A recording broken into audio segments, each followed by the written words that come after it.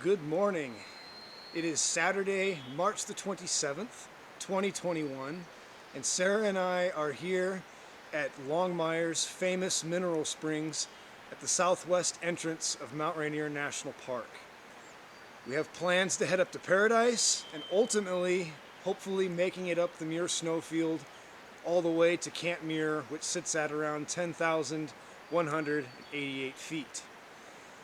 A lot of times the National Park Service makes you wait at Longmire until the road conditions are good enough for people to drive up the road to Paradise. So a lot of people usually stack up and wait here at Longmire. They open the gate between 8 and 9, and then you can drive up the rest of the way to Paradise. Later in the year that's not so. As the snow melts and conditions improve, they do leave the gate open overnight. Weather-wise, we're expecting a pretty good break today. It did rain a little bit this week. It got nicer as the week progressed, and today is forecasted to be partly cloudy in the lowlands, and we really don't know what it's going to be like up above. It is forecasted to not rain, which is always a good thing, and the wind is going to be very calm. And what I'm seeing right now is there's a very thin layer of overcast that's starting to break as the sun comes up, and I'm getting some views up here of the cliffs above Longmire. So up high, it's probably going to be a very nice day, and I hope we can make it. Always remember that the Muir Snowfield is a very dangerous place, and a lot of people have met their demise there. I would not go up to Camp Muir if it wasn't going to be a perfect day. If there's any chance of precipitation or clouds or whiteout conditions, I would probably pick a different hike to do. Just because when you get up on the Muir Snowfield, there's very little landmarks to follow when the weather turns. It's all snow and steep, and it's easy to lose your way, and just bad things can happen. So I always go with a snow shovel, an avalanche probe, and without looking at the NWAC avalanche reports before we head up, because there are some spots that are prone to repeat offensive avalanches up there. So I'm going to take my walk around the hot springs here and go see what I can see and head back to the car, and then we'll wait for the gate to open. So here's another look around at the famous mineral springs at Longmire. The snowplow just came down the road. And it's always a good sign when you see that. I think it's going to be a really good day.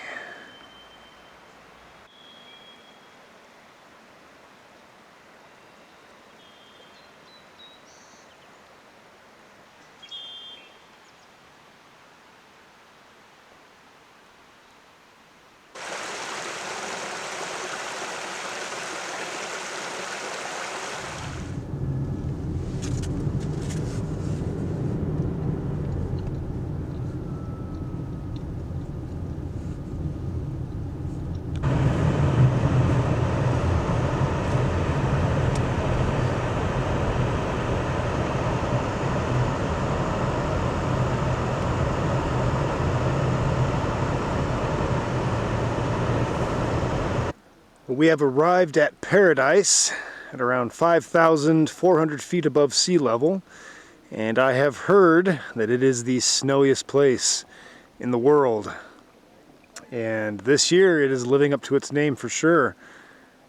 There's a lot of it. This is, I think, one of the years with some of the most, dating back to probably the early 2010s.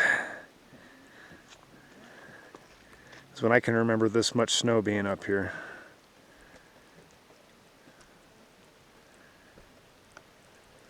Rainier was definitely good to us this year. We are starting out, and for many people, the Rainier pilgrimage has begun. On ski, on foot, on snowshoe, Everybody is trekking upwards. You got to on a day like today. You don't get days like this in March too often. Welcome spring.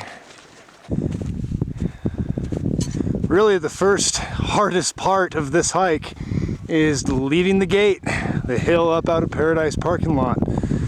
And soon you start feeling the altitude, but the views get amazing. So there you can see the Pacific air laying down in the low valleys. That's in the Nisqually Valley right there where Longmire was this morning. And there's just snow plastered all over everything up here. And the mountains look very good.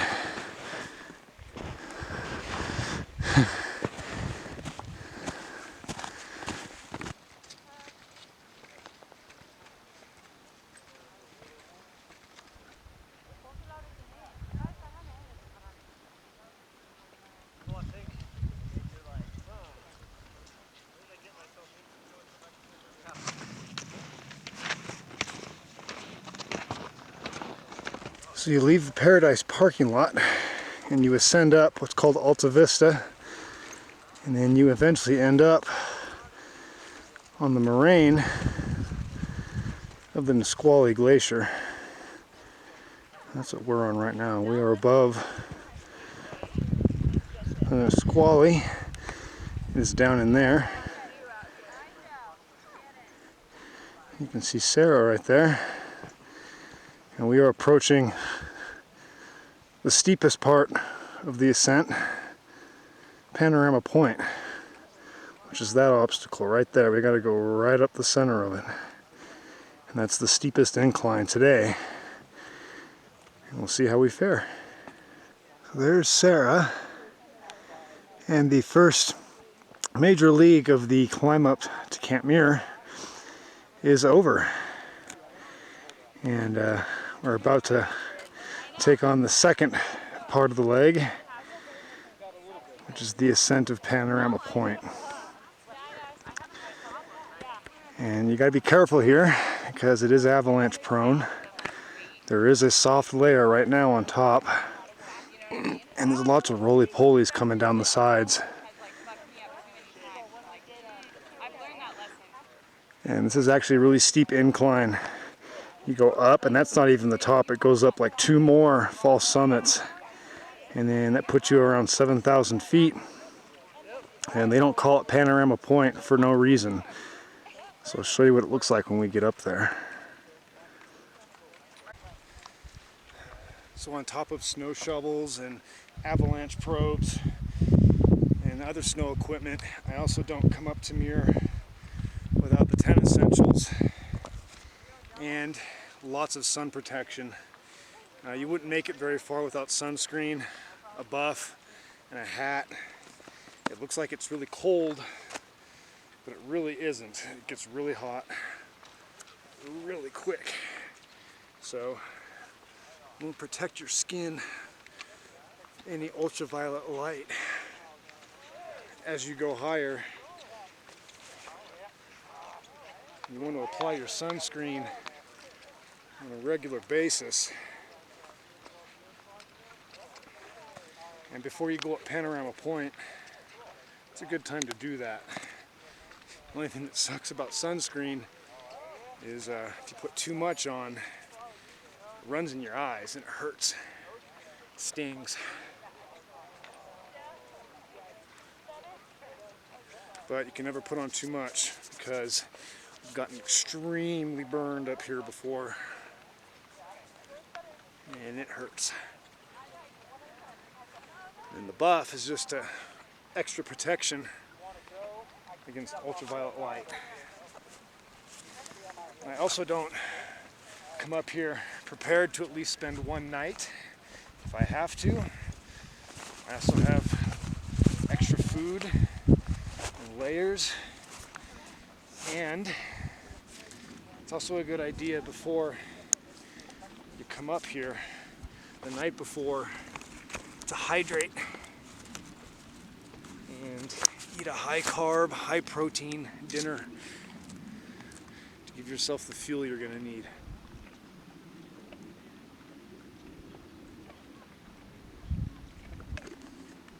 All right, here we go. Let's head up Pan Point.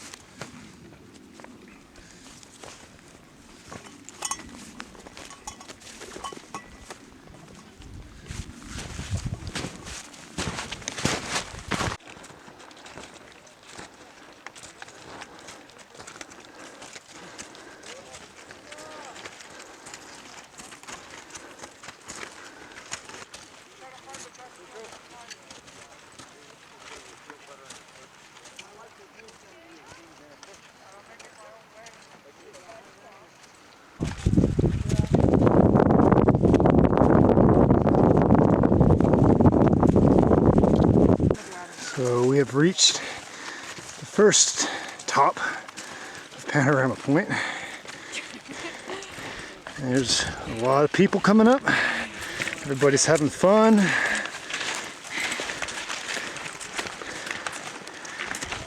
But the thing about Pan Point is there's false summits. We still have to go up there. We have reached Panorama Point, and you can see why they call it Panorama Point. It's a shelf that is situated around 7,100 feet, and it's actually kind of a break, you know, between steep inclines. You come up very steeply up to this point, and then it kind of levels off for a bit, and it gives you spectacular views. Down below us over here we got the Tatoosh. There's Eagle, Chutla, Wapanayo. Come more over this way. There's Plumber Peak, Pinnacle Peak, the Castle. Way over there somewhere is Mount St. Helens.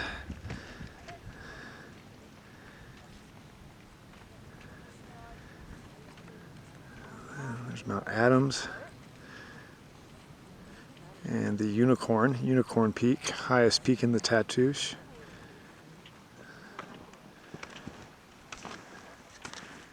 And over there are the Goat Rocks.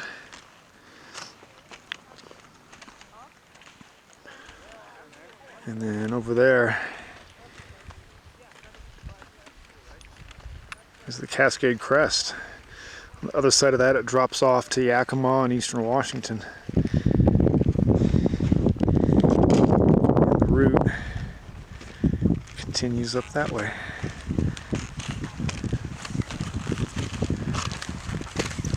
It's a place called Moon Rocks, right there.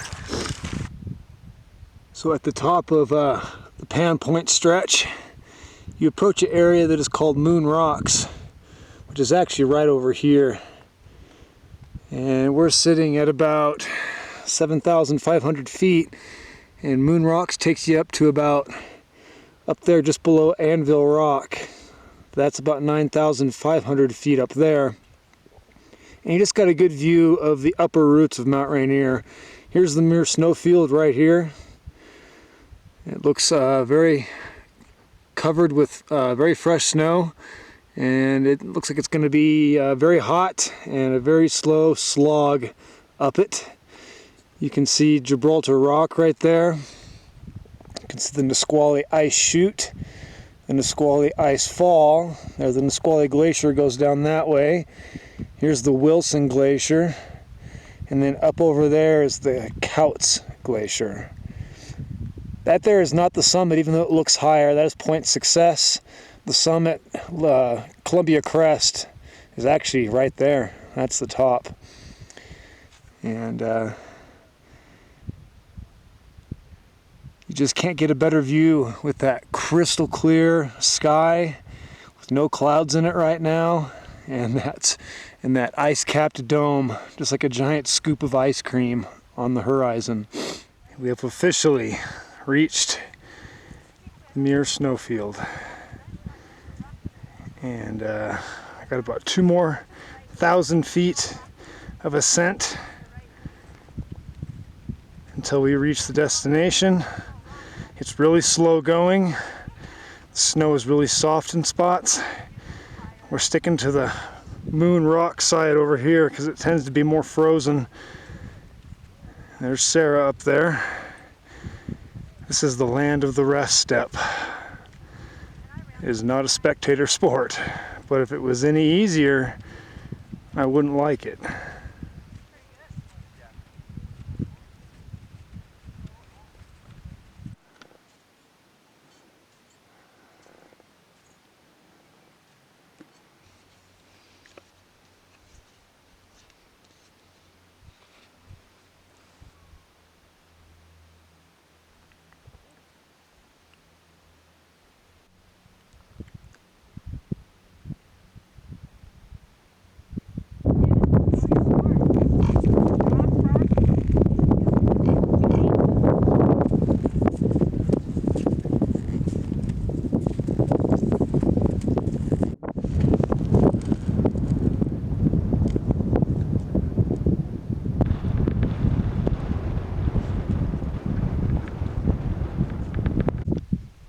So you reach about 9,300 feet, about level with Anvil Rock over there, and we are approaching the final stretch.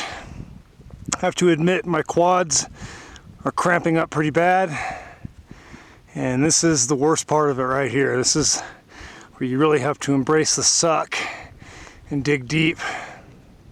I'll show you why in a few minutes here. But before we talk about that, this also offers the best view of this portion of Rainier. I mean, just look at that. The Nisqually ice chute with its cliff. Sometimes you can watch big bergs calf off of that. They sound just like freight trains. And then you have the Nisqually ice fall. And they both converge into one and go down past Paradise. That is a lenticular that is forming on the leeward side of the peak, probably signifying the rain that is supposed to come in tonight and douse the Pacific Northwest with its regular showers tomorrow.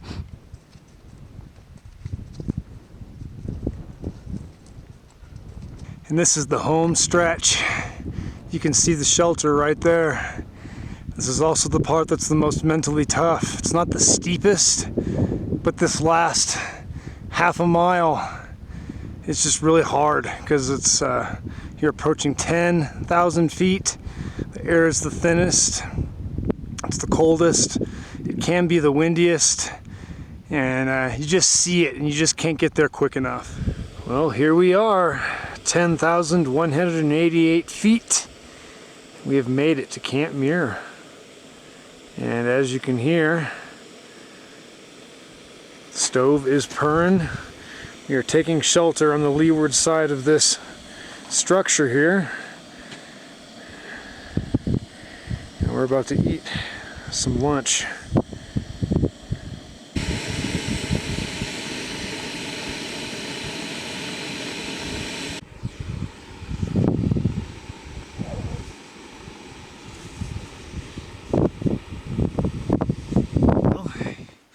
Here we are.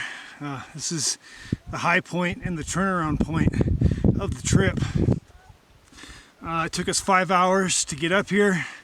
It's roughly 4,000, a little over 4,500 feet of elevation gain. I don't even know how many miles it is. It's a lot shorter than going up to Mount St. Helens, and less elevation gain, but we ended up higher. Camp Muir is a great trainer. It's a great day hike. It has the best views of this portion of the Cascades. I mean, short of going higher up there. I mean, you can just see 360 degrees around you when you're up here. And a lot of famous people have been to Camp Muir and camped and summited Mount Rainier from Camp Muir as their base camp. Right here on this rock on the back side, there's a memorial to Willie Unsold and Emily Diepenbrock. Actually, I think it's just to, it's not even there anymore. There used to be a memorial here to Emily Diepenbrock. She was a student of Willie Unsold's. And Willie Unsold was a professor of religion and philosophy at the Evergreen State College. And he was also a world-famous mountain climber with many notable ascents in the Himalaya. He was here teaching a class of winter climbing with a bunch of students. And they got caught in some bad weather. And when they were retreating down the mountain, Willie and Emily were buried in an avalanche and both were killed. So there used to be a plaque here to her. I don't know what happened to it. It's gone now. And maybe it fell down the side of the mountain. Really, it was an off day for me. My legs were cramping pretty hard coming up. I don't think I hydrated enough. Don't think I ate enough, but we still made it. And it's not as busy as I've seen it here before. It's colder here than what it was down there. There's definitely bare ice. It's very slick. It was very dangerous getting up on top of this spot. And I lost the lens cap and went down and down that way and landed on a ledge, and I was able to scoot down and get it. So I'm going to show you a look around. All right, so this is Camp Muir right here. We have the two bathrooms over here, the guide house. I'm standing on top of the public shelter. And as you look up, we have Gibraltar ledges. I think that's called the Beehive up there, that rock structure. There's Gibraltar Rock. There's the summit up there. Right there is Cadaver Gap. And that is where Emily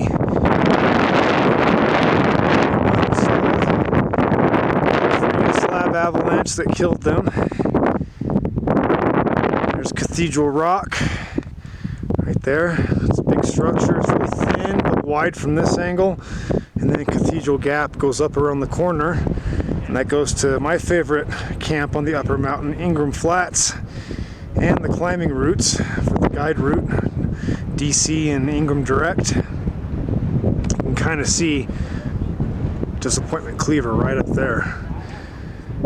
As we look down here, okay, we have the Cowlitz Glacier that is filled in with snow right now, but there are very large crevasses out there. Don't go out there unless you're roped up. And then over there is Little Tahoma. And it's the third highest summit in Washington State. And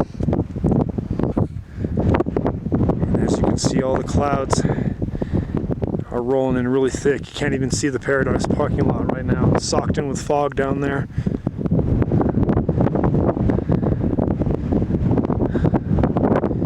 Somewhere off there, center frame, should be Mount St. Helens.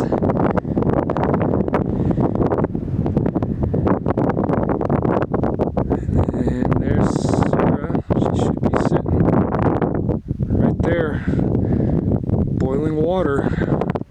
I'm going to make my way down there right now.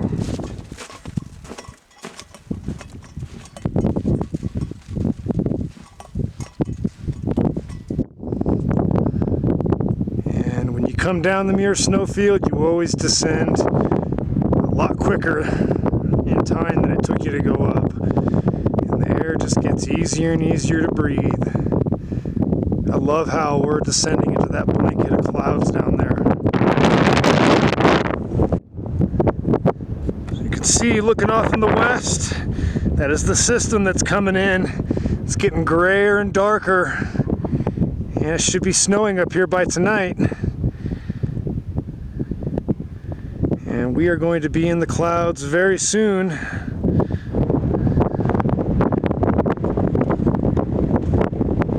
And if you look over here towards the east, the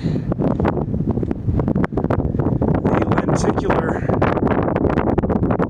getting a lot bigger, and it's spreading further out down there too.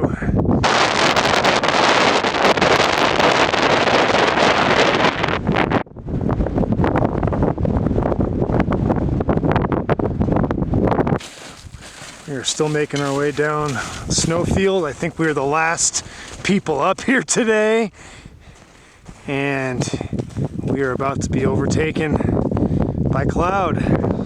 It's not the most settling feeling, considering we're hiking down into a momentary whiteout. So I'm gonna catch up with Sarah there and make my best to stay together.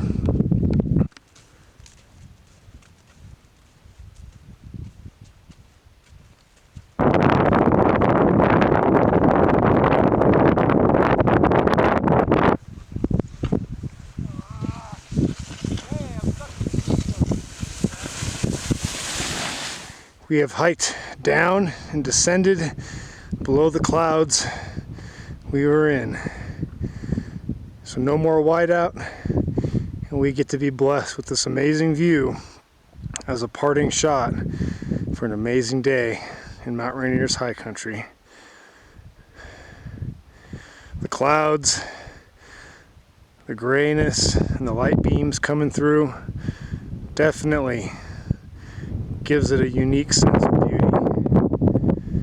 And that's the way home right there, down that valley, down in the squally drainage.